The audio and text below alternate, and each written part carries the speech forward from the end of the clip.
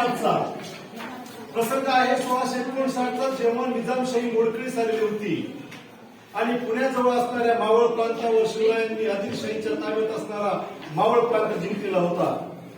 त्यावेळी आदिलशाहीचे कारभार ही बडीसाहेबा बसलेली होती, बडीसाहेबा बघत होती आणि त्या बडीसाहेबाच्या मनामध्ये विचार आला, अरे या शिवाजीने निजामशाही संपवली, आता हा शिवाजी माझ्या आदिलशाहीकडे येतोय. त्यावेळी त्या कर्नाटकामध्ये विजापुराच्या ठिकाणी दरबार भरलेला होता आणि त्या दरबारामध्ये बडीसाहेबा चिंतेत दिसत होत्या. बडीसाहेबा आदिलशाही सबसे तेज और ताकतवर मुल्क की मैं बड़ी साहिबा मेरे सामने बैठे सारे लड़वैये सरदारों को ये चुनौती देती हूँ, कौन है वो जो यहाँ शिवाजी को लाएगा, कौन है जो मेरे सामने शिवाजी को पेश करेगा? मैं लाऊंगा बड़ी साहिबा, मैं लाऊंगा शिवबा को। तुम लाओगे? हाँ। तुम लाओगे शिवाजी को? हाँ। तो उठाओ वो बीड़ा और खाओ कसम कि तुम मेरे सामने शिवाजी को लाओगे, और याद रखना अगर ये नहीं कर पाए तो अपनी जान से हाथ धो बैठोगे। मैं शिवबा को जिंदा लाऊं या मुर्दा, मैं लाऊंगा शिवाजी को। ठीक है। 12 वर्ष वयाचा सुभेदार असलेला हा अफजल खान 125 किलो वजनाचा आणि पोलादी पहार हाताने वाकवणारा या शिवाजीला जिवंत किंवा मुर्दा पकडून आणण्यासाठी या विजयापुरावरून निघालेला आहे. सोबत 1200 हत्ती, 1000 उंट, 17,000 फौज घेऊन तो महाराष्ट्राच्या दिशेवर निघालेला आहे. त्यावेळी महाराष्ट्रामध्ये राजगडावर शिवराय होते. राजगडावर शिवरायांच्या कानी बातमी आली की महाराष्ट्राचा स्वराज्याचा घास घेण्यासाठी हा अफजल खान, हा वाईट सुभेदार महाराष्ट्रावर चालून आलेला आहे. स्वराज्यावर संकट आलेलं आहे, परंतु स्वराज्यावर जरी संकट आलं तरी स्वराज्याचं रक्षण केलं पाहिजे. आणि मग अफजल खानानं आपल्या रस्त्याने एक त्रास द्यायला सुरुवात केली. पंढरपूरचा विठोबा, तुळजापूरची भवानी देवी यांच्या मंदिरांना उद्ध्वस्त करत तो महाराष्ट्राच्या दिशेने निघाला. तेव्हा शिवराय काय विचार करत होते पहा. मला माहित आहे अफजल खान हा स्वराज्याचा घास घेण्यासाठी महाराष्ट्रावर चाल करीत आहे आणि पंढरपूर, तुळजापूर अनेक देवळ उद्ध्वस्त केले आहेत, पण मी स्वराज्याचा घास घेऊ देणार नाही.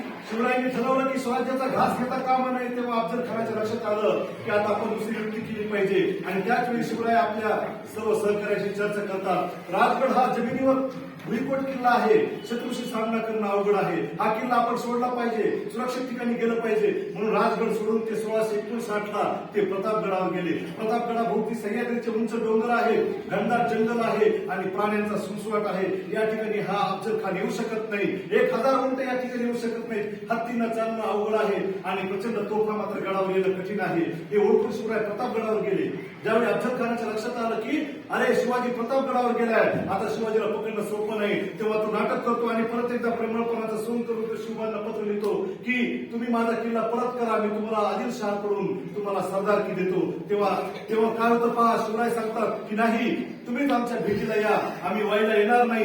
अफजल खान सांगतो की वाईला या, वाईला भेटू. तेव्हा शिवराय नकार देतात आणि अफजल खानाला सांगतात की प्रतापगडाच्या पायथ्याची जी माची आहे, माची म्हणजे किल्ला चढत असताना असणारी नैसर्गिक एक सपाट जागा, त्या माचीवर भेट ठरली. 10 नोव्हेंबर 1659चा दिवस होता आणि असं ठरलं की प्रत्येकाला 10 अंगरक्षक आणायचे. एक अंगरक्षक सोबत ठेवायचा आणि इतर सैनिक बाहेर ठेवायचे. शिवरायांचा वकील पंताजी गोपीनाथ, अफजल खानाचा वकील कृष्णाजी भास्कर आणि शिवरायांचा अंगरक्षक जीवा महाला हे सगळेजण सोबत होते. अफजल खानाचा अंगरक्षक बडा सय्यद, त्याला आपण सय्यद बंडा म्हणतो, आणि सोबत होते. दिनांक होती 10 नोव्हेंबर 1659चा. त्या प्रतापगडाच्या पायथ्याशी सगळे एकत्र जमलेले होते. सगळ्यांनी शिवरायांना सांगितलं की शिवबा हा अफजल खान घातपात करेल, कारण की याचा इतिहास हा घातपात करण्याचा आहे. तेव्हा शिवरायांनी सगळ्यांना सांगितलं, मी थोडं जलद घेतोय वेळ कमी म्हणून. शिवरायांनी सगळ्यांना सांगितलं मला जर काही घातपात झाला, आमचं काही बरं वाईट झालं तर महासाहेबांचा आशीर्वाद घ्या, संभाजीराजांच्या मार्गदर्शनाखाली हे स्वराज्य चालवा आणि आम्ही भेटायला जातो.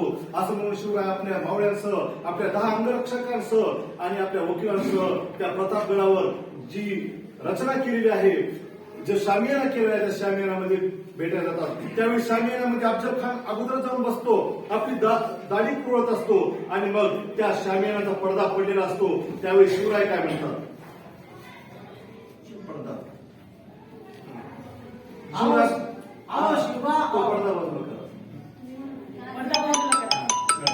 आओ शिवा आओ. शिवराय या प्रसंगी मध्ये अफजल खानाला बसलेले पाहून घाबरतात असा ते भास करतात. कारण की अफजल खानाजवळ सय्यद बंडा असतो. सय्यद बंडा हा प्रचंड ताकदीचा असतो. तेव्हा शिवरायांच्या मनातील घालमेल हा कृष्णाजी भास्कर ओळखतो आणि काय म्हणतो, आमचे राजे तुमच्या या सय्यद बंडाला नवतात, तुम्ही त्यांना आधी बाजूला करा.